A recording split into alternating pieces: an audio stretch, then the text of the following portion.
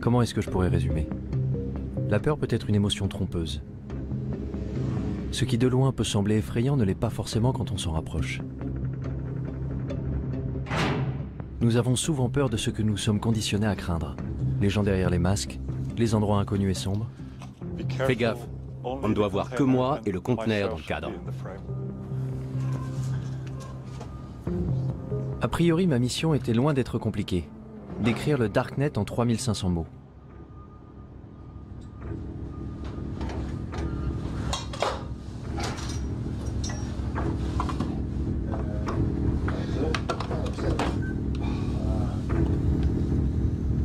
Alors comment je m'étais retrouvé là? Dans un conteneur clandestin à la périphérie de Berlin, avec 2 crypto-anarchistes sans visage me faisant faire le tour de leur lab. Non, je ne filme pas mes doigts. Jamais? Compris? Ok. Un des trucs qui m'intéresse en ce moment, c'est de fabriquer un dispositif qui reproduise la norme de communication vocale sécurisée de l'armée américaine, mais qui serait accessible à tous. Comme ça, n'importe qui pourrait se connecter avec ce petit appareil et crypter sa voix en utilisant les lignes téléphoniques traditionnelles. Mais qui cette puce aiderait-elle au final? Des terroristes pour voler à couvert? Ou des révolutionnaires dans les régimes dictatoriaux? Quand j'étais jeune, j'ai lu 1984. Et c'était comme... En un sens, il était visionnaire, mais d'un autre côté, il était très optimiste, parce qu'il ne pouvait pas imaginer les développements technologiques que nous avons connus depuis. Et d'un point de vue technologique, c'est déjà bien pire. Ça donne une société qui vit en état de surveillance permanente. 1984? Je suis né en 1984. Oui, ça c'est moi juste là. C'est précisément l'année qu'Orwell avait imaginé comme étant le début de la fin de notre vie privée. Un monde dans lequel Big Brother nous surveillait en permanence. Mais personne n'y prêtait vraiment attention. Pourtant, c'est cette année-là que les familles heureuses ont pu installer le premier ordinateur Macintosh chez elles. Hello, I am Macintosh.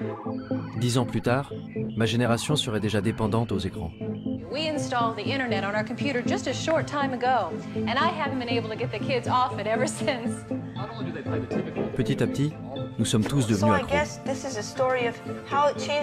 Ça a commencé avec des jeux, des chats, des emails, même des films. Nos goûts se sont développés avec Internet. Mon premier amour, mon deuxième amour, mon troisième. ICQ, puis Facebook, Google, Twitter. Arrivé à l'âge adulte, j'avais passé une bonne partie de mon temps en ligne. Pourtant, je ne m'étais jamais dit qu'il pouvait y avoir une autre facette à explorer. Le fameux Deep Web. À vrai dire, je n'avais pas la moindre idée de la façon de le trouver. Donc j'ai commencé comme tout le monde, par une recherche sur Google.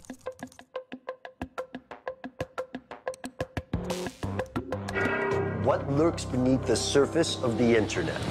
The deep web. What is it exactly? Well, it's kind of a vague term because it's comprised of anything that's just not indexed by search engines. Ok, tout ce qui n'est pas indexé. Je n'irai donc pas bien loin avec Google. If we want to compare the size, then one great analogy is that the surface internet, the stuff that's indexed by Google, that would be sort of like the tip of an iceberg. La partie émergée de l'iceberg? The majority of users can only access 1% of all the information the World Wide Web has to offer. The rest, deep beneath the surface, is known as the deep web. Donc le Deep Web est une sorte de dépôt de données inaccessibles, rempli par les banques, les gouvernements, les entreprises, et contenant en plus une partie invisible? There's the regular internet, and then there's something called the darknet, an underground system of anonymous websites that are untraceable. Qu'est-ce que le Darknet? Pendant longtemps, tous ceux qui voulaient agir en secret, acheter de la drogue ou des objets volés, trouvaient que c'était très difficile à faire dans le monde réel.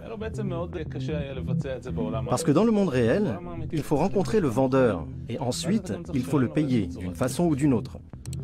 Parler du Darknet, c'est évoquer une nouvelle forme de commerce, un nouveau marché où les identités des acheteurs, des vendeurs et de l'argent lui-même échappent à la police ou à quiconque essaierait de traquer le crime ou d'autres choses. You can find ways to launder money, hire a hitman, get guns, The deep web is used by many to buy fake identities. Websites offer green cards, driver's licenses, and passports. Some use it for more sinister reasons, such as human trafficking or drug exportation. Ok, tu vois ça? C'est un système d'exploitation conçu pour les hackers. Rien à voir avec Windows ou quoi que ce soit de ce genre. Un système d'exploitation élaboré spécifiquement pour le piratage informatique. Tel Aviv est un hub pour les experts en cybersécurité. Ça n'a donc pas été difficile de trouver Danor Cohen, un pirate informatique white hat, qui agit pour la bonne cause. La première chose que Danor m'a montré, c'est à quel point ceux qui utilisent l'Internet ouvert sont vulnérables et exposés. Tu vois ça? Il y a le mot de passe réseau. Incroyable, non? Maintenant, imagine que tout est secret, tous tes mots de passe bancaires, ton Gmail, ton Facebook, toutes tes conversations privées, que tout ça soit visible avec un seul mot et envoie. En faisant le tour du quartier, Danor avait pu s'introduire dans l'ordinateur de pratiquement tous les gens à 100 mètres à la ronde. Comme les hackers, ils pouvaient intercepter mes informations sur Internet, tout comme la police pouvait utiliser ces mêmes outils pour surveiller les criminels. Si on est sur l'Internet ouvert et qu'on parle d'un trafic de drogue, il y a des systèmes qui balayent le réseau automatiquement. Il n'y a pas d'intervention humaine là-dedans. Et tu seras rapidement convoqué pour enquête. Mais sur le Darknet, rien ne permet d'arrêter à temps quelqu'un de faire ce qu'il veut. Je veux qu'on comprenne parfaitement ce qu'est le Darknet. Vous installez un logiciel dont la fonction essentielle est de cacher votre activité. Well, you're going to need some software. One of the most popular is called Tor. Tor? Which originally stood for the Onion Router. The Onion Router. Onion Router. It was made by the US Navy. How does Tor do it? Well, it takes your data and it bounces it around the world over several different data nodes. That way, no person or agency can figure out where the data came from or where the data is going. If you want to keep yourself invisible online, there is absolutely nothing better than Tor. Cela semblait incroyable. Sous couvert d'un anonymat complet, n'importe qui pouvait réussir à commettre le crime parfait depuis son salon entre deux épisodes de sa série préférée sur Netflix, sans que personne ne le sache. En à peine quelques secondes de téléchargement, Tor était sur mon bureau. La porte du Darknet était grande ouverte. Goodness, this is quite extraordinary. Such a large rabbit hole. I'll just take a look inside. La question était, où aller?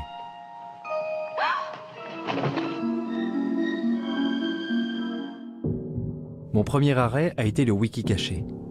Ce n'était pas vraiment différent d'une page Wikipédia classique, seul le contenu était un peu plus... enfin, je sais pas, voyez vous-même. Des drogues, beaucoup de drogues.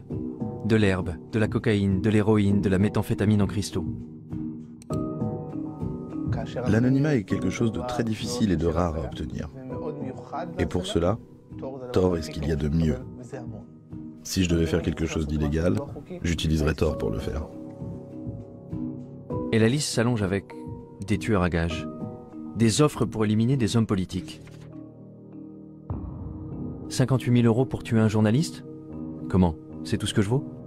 Les portes sont grandes ouvertes. Rien ne peut vous arrêter. Il n'y a pas de loi, pas d'ordre, pas de justice, rien. C'est pour ça que Tor est dangereux. Très dangereux. Les drogues et les armes n'étaient pourtant que la surface du Darknet. Il y avait de nombreux groupes et forums communautaires pour satisfaire les désirs les plus sombres de l'humanité. Les néo-nazis y avaient évidemment fait leur place. Ensuite, il y avait ceux qui donnaient dans la torture animale. Les 10 principales raisons de tuer un gosse, mon Dieu, de la pédophilie. L'endroit le plus bizarre que j'ai trouvé, ça doit être le Cannibal Café, au service de l'humanité. Ah ouais? Vraiment? Je peux vous raconter des réunions avec des officiers de police où ils s'arrachaient les cheveux. On ne sait pas quoi faire avec ce truc. C'est un cauchemar. Un Sodome et Gomorrhe virtuel moderne. Ça ressemblait vraiment à un cauchemar. Si les règles du jeu changeaient, comment faisait la police pour rattraper son retard? Et avait-elle au moins une chance de pouvoir le rattraper? Ça tourne? Je peux commencer? Je suis curieux de savoir comment le Darknet a changé l'apparence du crime. Le visage du crime a changé. Aujourd'hui, on voit que le crime passe de plus en plus du monde physique au monde en ligne. Pourquoi? Tout simplement parce que les gens ont tendance à croire que dans le monde en ligne, ils sont plus anonymes et peuvent commettre des crimes sans se faire prendre. Si vous allez sur le Darknet, et je suppose que vous l'avez fait, vous trouverez des gens qui cherchent à acheter X, Y ou Z, qui sont pour la plupart des choses dont la possession et la vente sont illégales. Ça peut être des drogues, des armes, de la pédopornographie, des logiciels malveillants ou encore certains services, à commencer par les virus informatiques, les hackers alloués et ainsi de suite, jusqu'au meurtre. La liste des cybermenaces s'est allongée tant et plus. Mais je me demandais, est-ce que cacher son identité en ligne est un crime en soi? Concernant cette question de l'anonymat, vous considérez que c'est quelque chose de mal, quelque chose de bien, ou ça vous est égal? Vous savez, notre travail consiste à faire respecter la loi. En Israël, le travail qui consiste à établir les normes sociales est du ressort des législateurs. Je ne pense pas que ce soit à moi de dire si une personne doit pouvoir être anonyme. Je peux dire que l'anonymat pousse les gens à croire que s'ils commettent un crime, on ne les attrapera pas. Et c'est une erreur. Ce n'est pas vrai. Alors penser qu'on pourrait absolument tout planquer en ligne serait illusoire? La police pouvait-elle vraiment trouver n'importe qui se cachant dans le Darknet?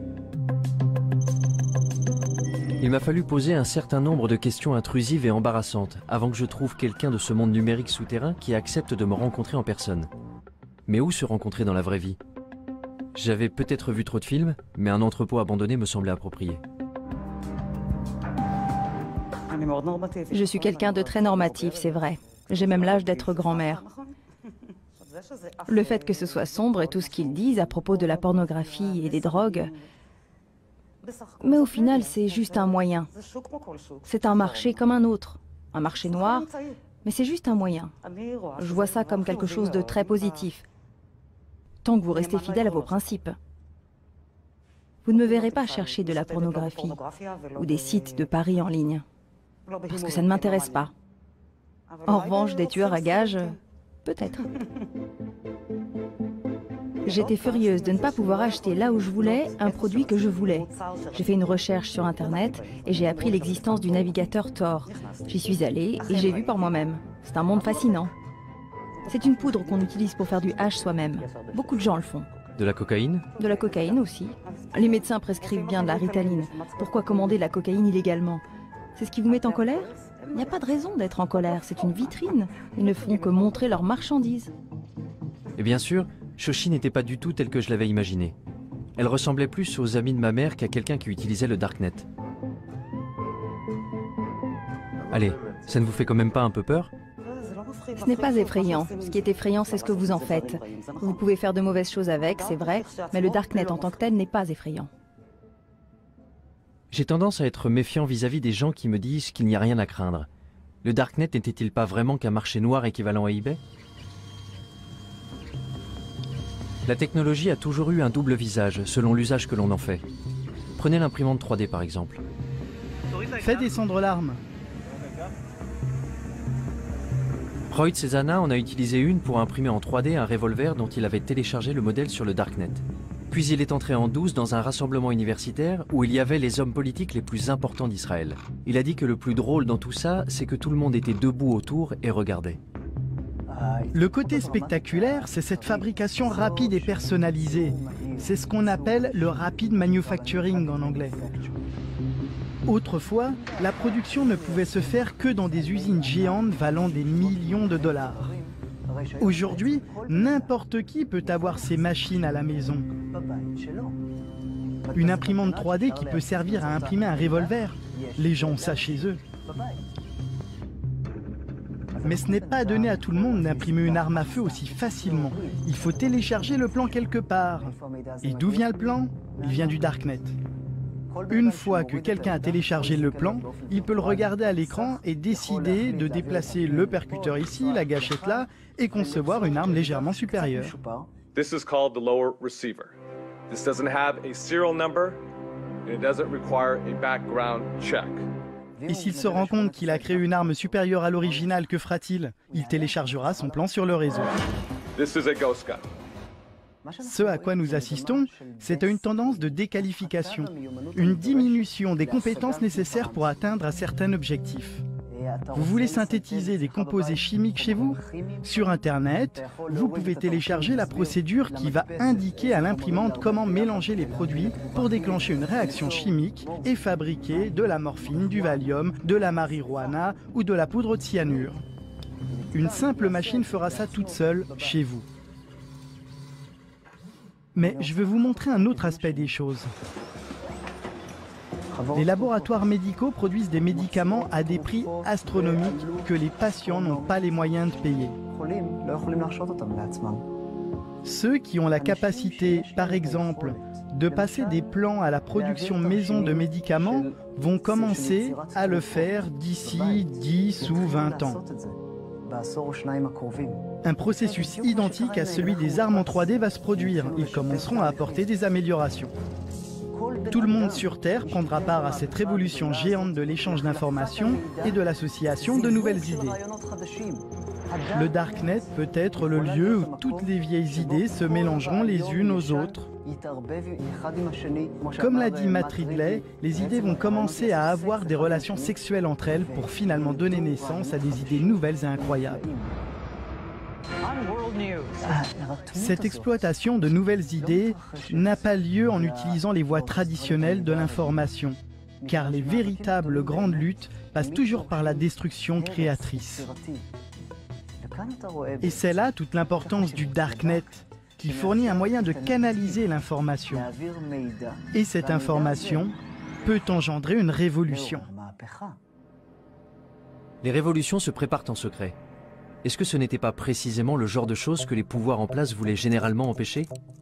Le Darknet avait déjà attiré l'attention du gouvernement américain. The FBI has effectively smashed the Hornet's Nest, and we are in the process of rounding up and charging the Hornets.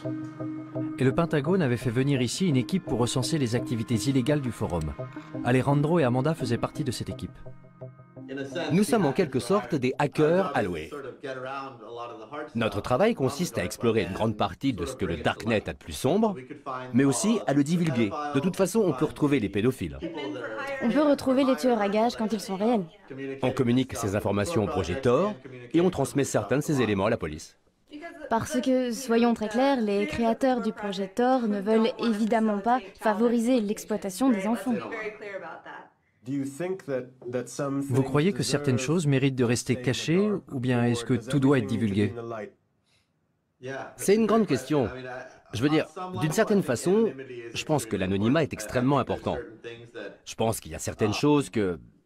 Je veux dire, il y a de vrais méchants ici. Il y a les méchants que tu veux, à cause desquels les utilisateurs ont besoin d'anonymat.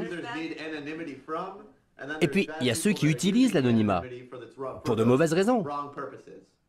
Je pense vraiment que l'anonymat est important. Je ne suis pas pour la suppression totale de l'anonymat. Mais pourquoi l'anonymat est-il important? Eh bien, à cause de... Du droit à la vie privée. Oui, le principe du droit à la vie privée. Et dans quel but? Pourquoi on en a besoin? L'exemple classique que le projet Tor utilise presque toujours pour illustrer ça, ce sont les régimes oppressifs. Et ce n'est pas un exemple théorique. L'histoire montre qu'à chaque fois qu'il y a un progrès révolutionnaire, ça commence toujours de façon clandestine. Quand j'y pense, je me dis que si, disons dans le cas d'un scénario futuriste et apocalyptique, si mon gouvernement s'en prenait à moi et que je veuille par exemple entrer en rébellion, je voudrais que quelque chose de ce genre existe. C'était vraiment la dernière chose que j'aurais pensé entendre venant d'un employé du gouvernement américain. Entendre que, bien qu'enfouis au fin fond de leur cerveau, il y avait un scénario digne d'Orwell. Le genre d'idée qu'on prête davantage aux anarchistes. Instead of privacy, we have permission. It's about control, isn't it? It's about the incremental eradication of freedom. C'est Julia Touriansky, une propagandiste anti-étatique autoproclamée. Don't police me. Statism is death. Mon Dieu. Join me in my love affair with freedom. Vie privée, contrôle, liberté. This is Anarchast. C'étaient les maîtres mots d'un petit groupe qui militait pour de nouvelles alternatives face à un système défaillant. Les gens ont très facilement peur de la nouveauté. Et ça, ce sont des idées nouvelles. Hacker, anarchiste, darknet, des mots qui sonnent louches. Voici les crypto-anarchistes, la branche d'un petit groupe de technophiles qui s'est constitué au tout début d'Internet, les cypherpunks, où cypher signifie chiffrement. What is a cypherpunk? What do you guys stand for? Cypherpunks are cryptography activists. We believe in personal privacy for everybody. Ce sont les cypherpunks qui ont été à l'origine de la toute première version d'un darknet, ce qu'ils avaient appelé le blacknet. Americans are not prepared to face the fact that they're living in an electronic police state. Si quelqu'un pouvait compléter mes informations sur le darknet, c'était forcément eux. Tous étaient rassemblés à l'Institut de crypto-anarchie dans le centre de Prague.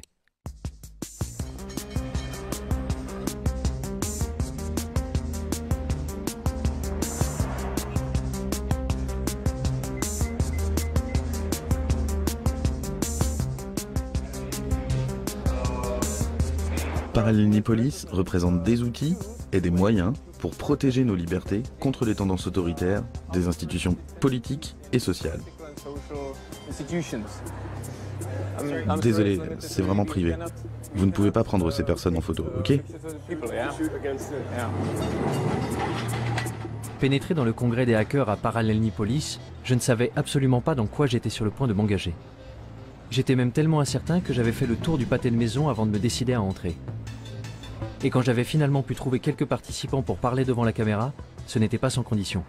C'est bon? Super. On entre? Bon, quand vous serez prêt, vous pourrez vous asseoir. Pourquoi ce masque? Pourquoi ce déguisement? Eh bien, je pense qu'aujourd'hui, il est très important de protéger sa vie privée. Et vous savez, il y a beaucoup de reconnaissance faciale dehors. On vit à une époque où les algorithmes informatiques automatiques recherchent les visages dans tous les médias. Et je ne veux vraiment pas que mon visage me suive partout où je suis. Si tu veux me rencontrer, si tu veux me voir, viens me voir en personne. Les médias, c'est pas mon truc. Alors comment est-ce que tu parles de toi? Quelle est ton identité? Eh bien, dans le contexte d'aujourd'hui, appelle-moi Smuggler. Et ta mère, comment t'appelle-t-elle? Ça, je ne te le dirai pas. Demande à ma mère. Fondamentalement, la raison pour laquelle nous voulons le respect de la vie privée, c'est parce que cela permet une action humaine libre, conforme à notre propre volonté.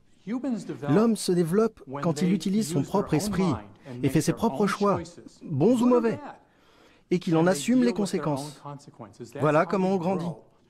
Tu dois être capable de te planter sans te faire démolir.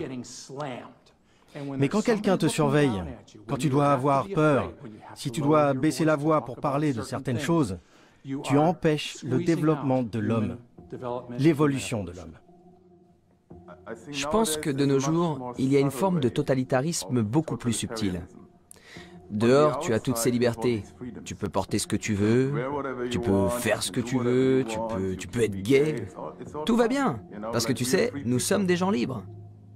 Dans les systèmes totalitaires précédents, le fait de ne pas être libre était beaucoup plus clair pour les gens.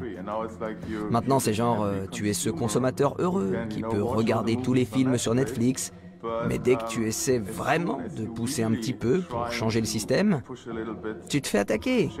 Et tout le monde te dit « Ouais, c'est quoi ton problème? Like-moi sur Facebook, c'est tout. » Quand on est assis face à l'ordinateur chez nous, on est dans un environnement qu'on associe a priori à la vie privée. Mais ce qu'on fait en réalité, c'est qu'on crée des choses sur tous les toits. Et en ne nous protégeant pas, on a tout simplement ouvert notre espace privé au monde entier. Et moi je dis, attention, ce que vous faites là, vous ne le feriez pas si vous compreniez vraiment ce que ça implique. Parce que vous ne faites ça pour rien d'autre dans votre vie. Je n'ai jamais été particulièrement soucieux de la vie privée. Quand j'ouvre une appli sur mon téléphone, je ne me demande pas vraiment où ces données vont finir. Facebook, Google, ce sont des systèmes de surveillance. À chaque fois que tu utilises un produit qui est gratuit, il faut bien que l'entreprise paie ses salariés. Ce qui signifie que tu n'es pas vraiment le client puisque tu ne payes rien. Ça veut donc dire que le produit, c'est toi. Je ne vais pas arrêter d'utiliser Facebook. Je ne vais pas arrêter d'utiliser Google. Pas tant qu'ils ne se mettent pas à pourchasser les gens et à les tuer. L'idée que les gens de ma génération arrêtent soudain d'utiliser un média social semblait un peu folle. Et grosso modo, mes amis étaient de mon avis. Je veux dire, c'est nul que tu ne puisses pas dire tout ce que tu as envie de dire. Je pense que j'ai admis l'idée que j'étais surveillée. Je ne fais rien d'illégal. Pas sur Internet. Si je n'ai rien à cacher, pourquoi est-ce que je devrais avoir peur? Je me demande si j'ai quelque chose à cacher. Ta vie privée n'est pas violée au moment où quelqu'un prend tes photos et les met en ligne. Ce n'est pas là qu'il y a violation de ta vie privée. Il y a violation de ta vie privée quand quelqu'un veut tes photos et les stocke. C'est à ce moment précis qu'il y a violation. Quelqu'un qui prend tes données et qui les stocke. Parce qu'il pourrait avoir envie de les utiliser. Et c'est cette menace du pourrait que nous percevons tous inconsciemment. Tout le monde fait quelque chose de mal. Peut-être que tu trompes ta femme, ou que tu étais ivre à cette fête, et tu as gardé cette photo ridicule de toi. Et ensuite, ils peuvent utiliser cette information pour appliquer une loi qu'ils n'appliquaient même pas avant. Ou alors tout simplement pour te faire chanter publiquement. Quand tu es dans un état où tu n'as pas d'intimité, où tu n'as pas d'anonymat, tu es toujours inquiet à l'idée que quelqu'un te surveille. Quelqu'un qui te punirait physiquement, ou dirait du mal de toi dans ton dos, ou te ferait honte. Chez les humains, la honte est une arme de destruction massive.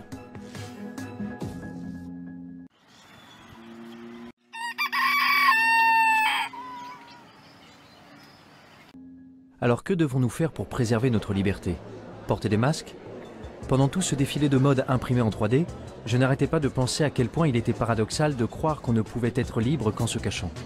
Particulièrement en Occident, où nous sommes tellement habitués à tout exposer.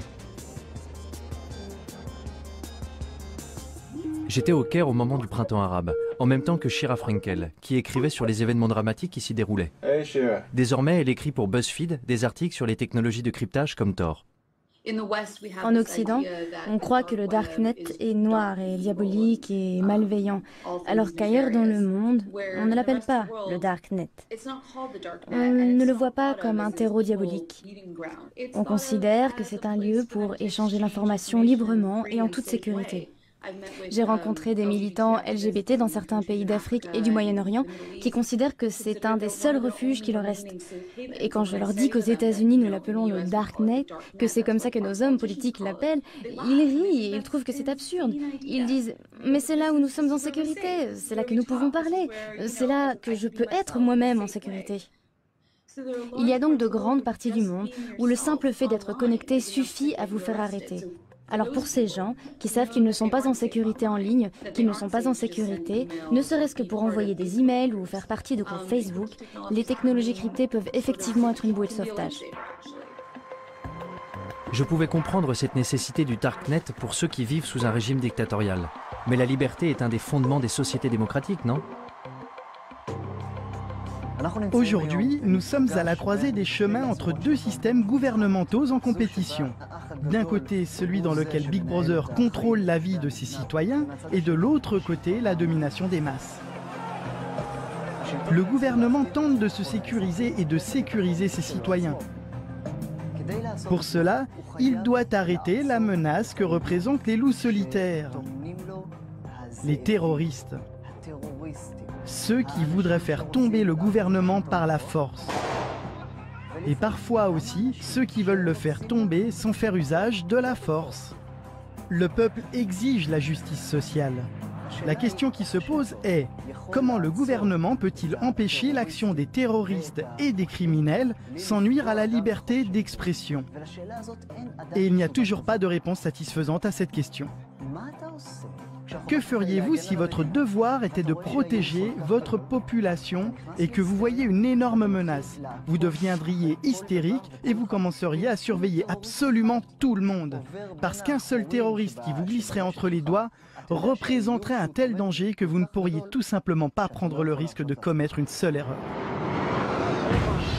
S'il suffisait d'un terroriste pour nous rendre hystériques, alors 19 d'entre eux répartis dans 4 avions avaient suffi à mettre le feu au monde entier. Dans les mois qui avaient suivi le 11 septembre, le Congrès américain avait adopté le Patriot Act et la NSA avait mis en place les programmes de surveillance massive qu'elle souhaitait faire adopter depuis des années. I take the threat of terrorism seriously, and I think we all do. Il allait falloir plus d'une décennie avant que Snowden révèle que la NSA ne s'était pas contentée de surveiller les terroristes. Elle avait également espionné des millions d'Américains innocents. I think it's really disingenuous for the government to justify programs that have never been shown to keep us safe, but cost us liberties and freedoms that we don't need to give up. Quand je suis revenue aux États-Unis et que je parlais aux gens des fichiers Snowden, beaucoup d'entre eux haussaient plus ou moins les épaules en disant « Et alors, qu'est-ce que tu crois? Bien sûr que le gouvernement fait ça, bien sûr que le gouvernement nous surveille de telle et telle façon. » Et là, j'ai trouvé que c'était intéressant. Que d'un côté, il y ait ces fichiers, ces documents qui allaient révéler d'une manière sans précédent la façon dont le gouvernement nous espionnait, et qu'en même temps, il y ait des Américains qui haussent les épaules en disant simplement « Et alors ?» Ils disent qu'ils veulent l'information parce que c'est pour notre bien. Eh bien, ça pose un problème.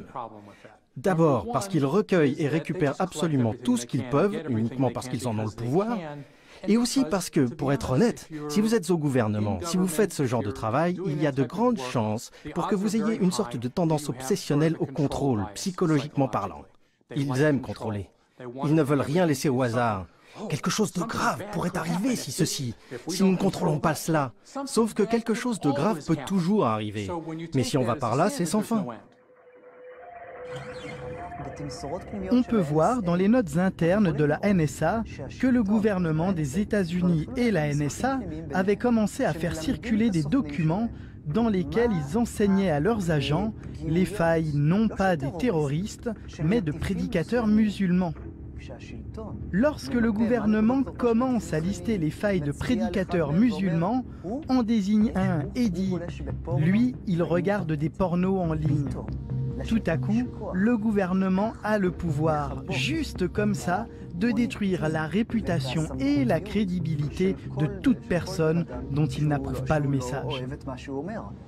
I have a dream that one day this nation will rise up.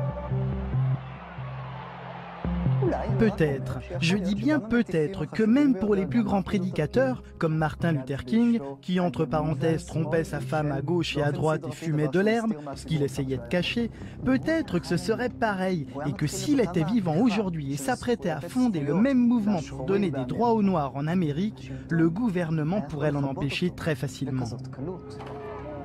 Et s'il est possible de faire ça à n'importe qui, jusqu'où cela peut-il conduire l'État?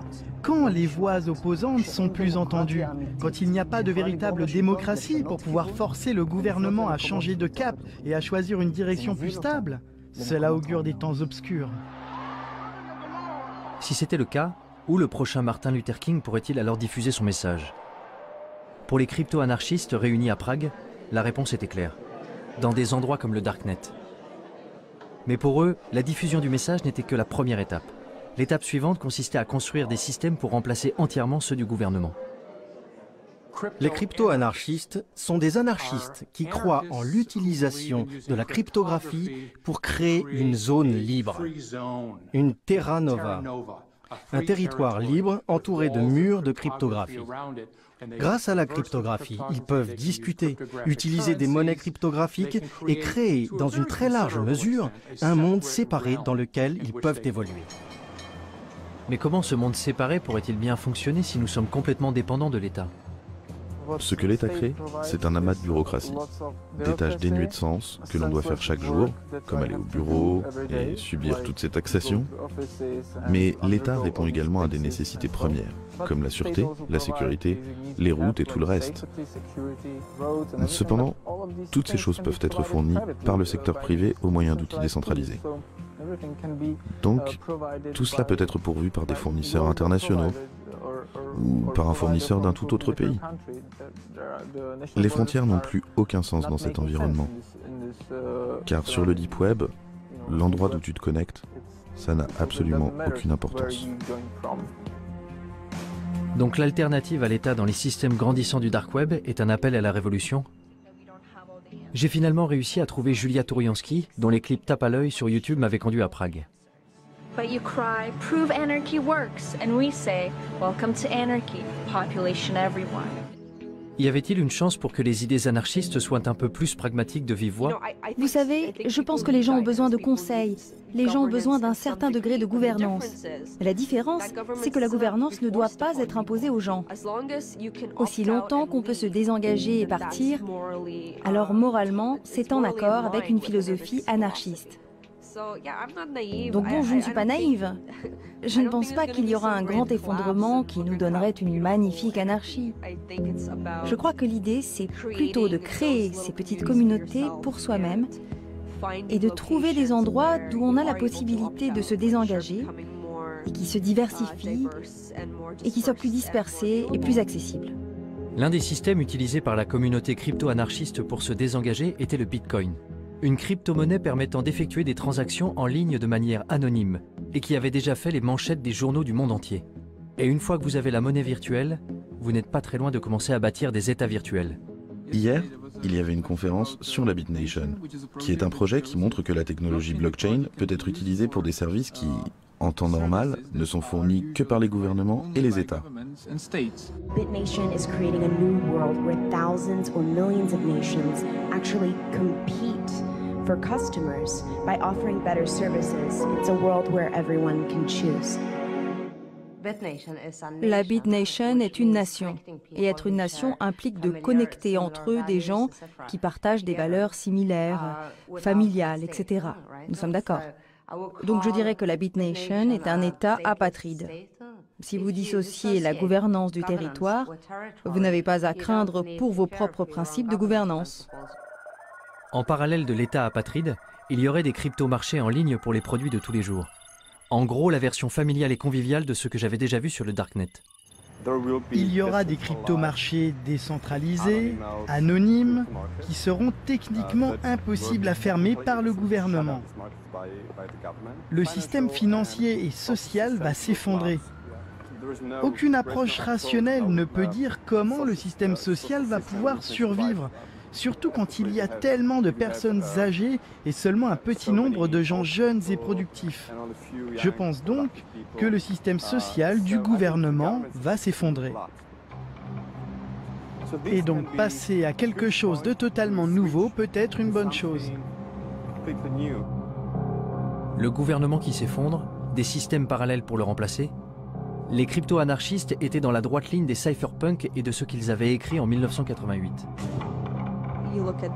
Regarde ce que les cypherpunks écrivaient avant que la technologie d'aujourd'hui existe. Je veux dire, ils peuvent être fiers d'eux. Vous avez raison. Lire leurs écrits revenait un peu à lire une prophétie de science-fiction. À l'ère électronique, la vie privée est nécessaire pour une société ouverte. Tout ce qu'ils avaient prédit il y a plus de 30 ans était effectivement en train de se réaliser aujourd'hui. Bitcoin, construire des systèmes anonymes avec de l'argent électronique. Wikileaks, la crypto-anarchie permettra de mettre en libre circulation les secrets nationaux. Darknet, des systèmes qui permettent de faire des transactions anonymes. Crypto-marché, un marché informatique anonyme permettant d'échanger des biens illicites et volés. Ils avaient même prédit la façon dont les gouvernements répondraient à ces développements. L'État essaierait de ralentir la propagation de ces technologies au nom de la sécurité nationale. Chaque fois que quelqu'un fait quelque chose qui protège la vie privée, il ne se passe pas longtemps avant que le gouvernement et les médias officiels brandissent un de leurs arguments à la carte. C'est mauvais parce que terroriste, ou c'est mauvais parce que drogue. Ce sont effectivement de mauvaises choses.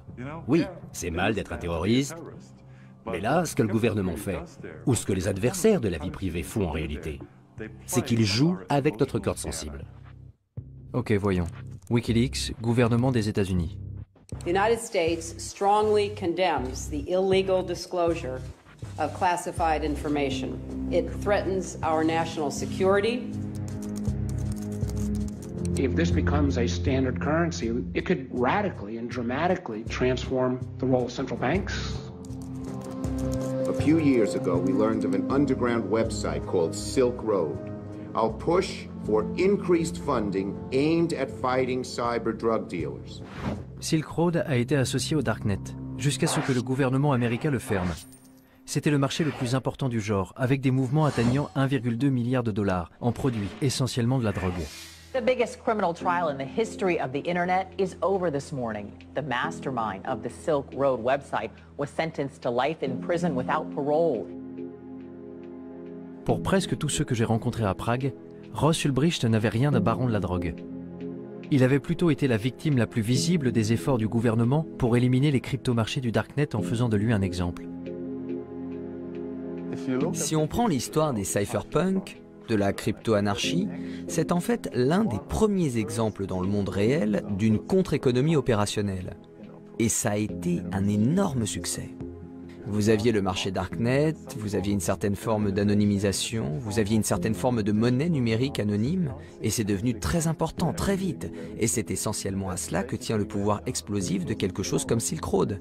Et je pense que c'est la raison pour laquelle l'État a réalisé que c'était vraiment menaçant. Silk Road menaçait le statu quo. Il menaçait le pouvoir de l'État.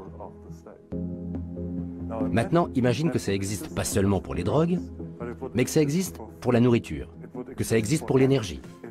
Si tous les biens de la planète étaient disponibles sur le marché noir à des prix raisonnables, l'État perdrait la plupart de ses revenus, la majeure partie de sa capacité à réguler, la majeure partie de sa capacité à favoriser certaines entreprises. Alors, que se passerait-il ensuite? L'État perdrait son pouvoir. Si j'avais le choix, je voudrais que les gouvernements disparaissent. Si j'avais le bouton rouge qui dit tous les gouvernements, tous les États, tous les organismes obligatoires disparaissent immédiatement, j'appuierais tout de suite sur ce bouton. Plus d'État, plus d'administration centrale ou de banque. Que se passerait-il si on appuyait sur le bouton rouge? Un chaos absolu? Ou un nouveau départ? Je quittais Prague avec l'impression de revenir du futur. Mais un réveil brutal m'attendait dans le présent.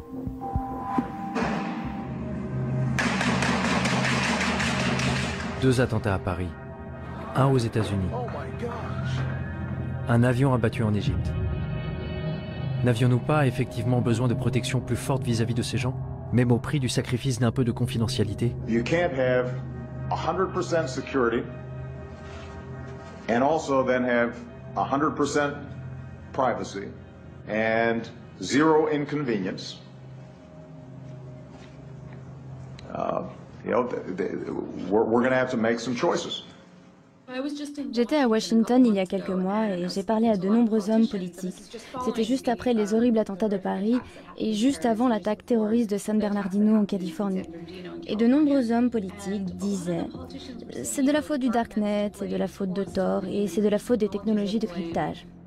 Cette semaine-là, il y a eu de nombreux reportages dans la presse sur la façon dont les terroristes impliqués à Paris avaient communiqué entre eux et avec les dirigeants d'ISIS, en Iran ou en Syrie, par l'intermédiaire de Tor. The dark web.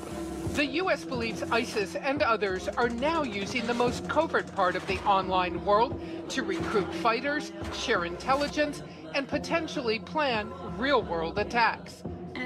Et dans les semaines qui ont suivi, il s'est avéré que non seulement ils n'avaient pas utilisé la technologie cryptée, mais qu'ils avaient même échangé des SMS entre eux. Je pense que pour les hommes politiques, rejeter la faute sur le dark web est vraiment un moyen facile pour se laver les mains d'un échec des services de renseignement. Pourquoi dire « nous avons raté un SMS » ? Pourquoi dire « nous avons raté un coup de fil » quand on peut dire « non, non, tout ça s'est passé sur le dark web, nous n'avions aucune chance de connaître les horreurs qui allaient se passer ». C'est un joker pour dire « nous n'avons rien raté ». C'est facile de prendre le Darknet comme bouc émissaire, de dire que s'il n'existait pas, nos vies seraient plus sûres, mieux protégées. Mais le Darknet a toujours existé sous une forme ou une autre. Je vais vous parler de la première fois où je suis entré sur le Darknet. J'avais 4 ans, et à chaque fois que mes parents ne voulaient pas que je comprenne quelque chose, ils parlaient en yiddish. Le yiddish était leur Darknet à eux. À l'âge de 4 ans, je vivais dans 2 réseaux parallèles. Dans le réseau ouvert, en hébreu, et dans le réseau en yiddish, où je pouvais sentir les émotions, voir les regards, et sentir la colère, entre autres, mais pour moi, tout était crypté. Alors le Darknet n'est pas seulement un lieu, il correspond à un besoin fondamental que nous avons tous. Selon Yanky Margalit, un évangéliste pour le mouvement pour concilier l'homme et l'évolution, notre façon de penser avait besoin d'un reset. Le Darknet est un endroit très intéressant. Les gens qui maintiennent le Darknet, ceux qui le construisent, les idéalistes qui en assurent le fonctionnement, sont le genre de personnes qui croient très fortement au droit à la vie privée et à la capacité de le sauvegarder. Tout ce que je sais, c'est que notre combat pour une vie privée telle que nous l'avons connue est pathétique. C'est pathétique, parce que c'est un combat que nous avons perdu depuis bien longtemps. Nous devons complètement le redéfinir. Quand vous prenez ce qui s'est passé au cours de ces quelques dernières années et que vous vous tournez un peu vers l'avenir, vous vous rendez compte que l'espèce humaine est en train de changer. Nous subissons des changements très accélérés. Nous connectons la technologie à la biologie, nous relions la biologie à l'électronique, et je pense que nous créons une nouvelle espèce humaine. Nous créons une espèce humaine améliorée et plus connectée. Ce que nous faisons aussi, c'est que nous prenons des individus et que nous les connectons à quelque chose de plus grand qu'eux. Cela me rappelle le processus par lequel des cellules individuelles ont créé l'homme. Pensez aux cellules qui vous ont créé, aux milliards de cellules qui vous ont créé. Ces cellules ont perdu leur individualité, elles ont perdu leur vie privée. Mais en fin de compte, elles ont créé un être humain. Mon sentiment aujourd'hui, c'est que nous sommes en train de prendre toute l'humanité, exactement comme ces cellules, et nous créons quelque chose de mieux. Lorsque vous construisez quelque chose de cet ordre, quelque chose de plus grand que la somme de ses parties, la question de la vie privée est très intéressante. Parce que savez-vous quelles sont les cellules les plus intimes du corps humain? Les cellules cancéreuses. Ce serait donc ça? La vie privée ne serait pas vraiment morte? Elle présenterait des cellules cancéreuses? Peut-être? Avec le nombre de fous qui se baladent, l'ordre mondial semble trop fragile pour faire confiance à la vision des cypherpunks et des crypto-anarchistes. Particulièrement à ceux qui ne veulent pas montrer leur visage, non? Je m'apprêtais à terminer mon article, mais juste à ce moment-là, Smuggler sortit de l'ombre. Dans un chat IRC privé, il fit un sacré pas en avant pour un extrémiste de la vie privée. Il me dit que je devrais aller le voir.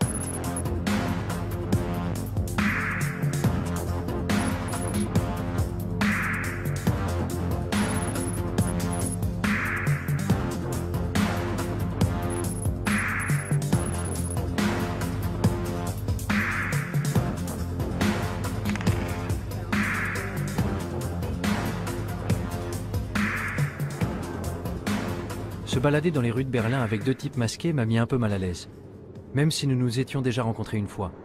Je me demande ce que le chauffeur de taxi a bien pu penser. Réfléchis à ça. Psychologiquement, les raisons pour lesquelles tu étais nerveux et... Non mais regarde-toi. Mais la peur peut être une émotion trompeuse. De quoi était-je censé avoir peur au juste? Des cellules cancéreuses? Ou de renoncer à la vie privée et à l'individualité pour devenir un seul et grand organisme? Tu ne peux pas faire travailler tous les gens de la même façon. Et on observe ça aussi dans la nature. En agriculture, par exemple. Si tu utilises exactement les mêmes méthodes, exactement les mêmes cultures tout le temps, tôt ou tard, ton exploitation agricole déclinera. Parce que la réalité a besoin de la diversité pour se stabiliser. Coupe la caméra maintenant.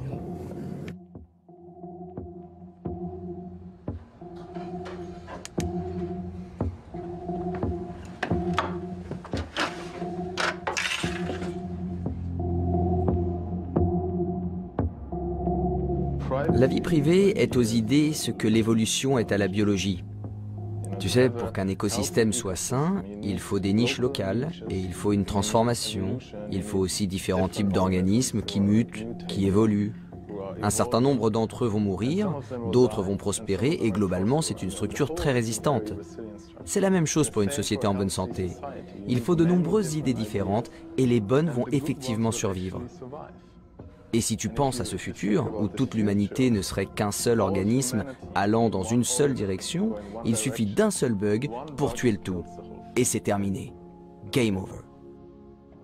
Et ce sera pire que nos pires craintes de guerre nucléaire. Je veux dire, rappelle-toi ce que nous avions avec le Troisième Reich en Allemagne. Imagine maintenant le Troisième Reich à l'échelle mondiale, et aucun autre pays pour l'arrêter. Quel bordel! Malgré tous nos progrès, malgré tous les avantages de notre monde interconnecté, l'histoire serait tout de même condamnée à se répéter? Nous abordons un futur que nos parents ne pouvaient pas imaginer. Savoir ce qui en ressortira, c'est de la science-fiction. Mais moi, je ne veux pas vivre dans un futur où tout est contrôlé. Chaque bit de technologie, chaque bit d'information, comment il faut construire les choses, ce qu'il faut penser. C'est si énorme que George Orwell doit se retourner dans sa tombe. Parce que je ne crois pas qu'un tel futur sera vraiment durable. Alors à quel moment votre travail sera-t-il achevé? Jamais. Non, jamais. Je veux dire, certaines personnes travaillent pour la surveillance, et nous travaillons pour renforcer l'anonymat. On n'y arrivera jamais, mais c'est un idéal à viser. De plus, même si nous travaillons pour plus de vie privée, ça ne veut pas dire que qui que ce soit va arrêter de travailler pour la surveillance. Donc tant qu'ils travaillent sur la surveillance, nous, on a un travail à faire. Mais certains diraient, je ne sais pas, que vous êtes peut-être paranoïaque. C'est vrai, vous n'êtes pas des criminels purs et durs, vous ne vendez pas de drogue, vous ne... je sais pas... Mais je veux dire qu'il y a beaucoup de... Je crois que toute la discussion... C'est bizarre le tour qu'a pris cette affaire. Que ce soit à nous de devoir nous défendre. Tu sais pourquoi tu as des rideaux dans ton appartement? Pourquoi tu fermes ta porte à clé? Et il y a plein de précédents historiques où des gens ont été tués à cause de données les concernant qui avaient été recueillies. Tu sais, c'est ce qui s'est passé pendant le Troisième Reich. Ce qui s'est passé dans les années avant même que le Troisième Reich existe, c'est que beaucoup d'États-nations exigeaient l'enregistrement des citoyens. L'une des choses que de nombreux États, comme les Pays-Bas, la Belgique, la France, l'Allemagne, exigeaient, eux, c'était que tu indiques ta religion. Les nazis sont arrivés et ils ont pris ces registres pour les fouiller. Donc quand l'Allemagne a envahi les autres pays, ils n'avaient plus qu'à fouiller les registres et à tuer les personnes de la mauvaise religion. Aucun pays ne se doutait que ça pourrait être un problème 10 ans plus tard. Et pourtant, ça en a été un sacré. La plupart d'entre eux ne l'auraient jamais cru. Il faut se rendre compte qu'on ne peut pas réellement savoir de quoi l'avenir sera fait. On n'arrive pas à se représenter la merde qui se passe dans le monde aujourd'hui. Alors dans 5 ans, encore moins. En quittant le conteneur, j'ai rallumé mon téléphone et trouvé mon chemin sur Google Maps. J'ai ouvert Gmail pour envoyer l'article à mon rédacteur en me demandant quelles conclusions tirer de tout ça.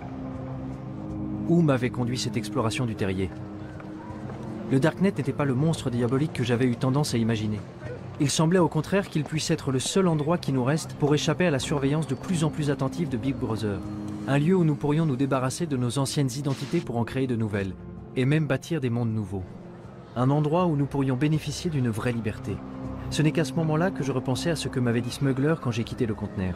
Que la plupart des gens ne cherchent pas du tout une liberté réelle. Ce qu'ils veulent, c'est avoir juste assez de liberté pour se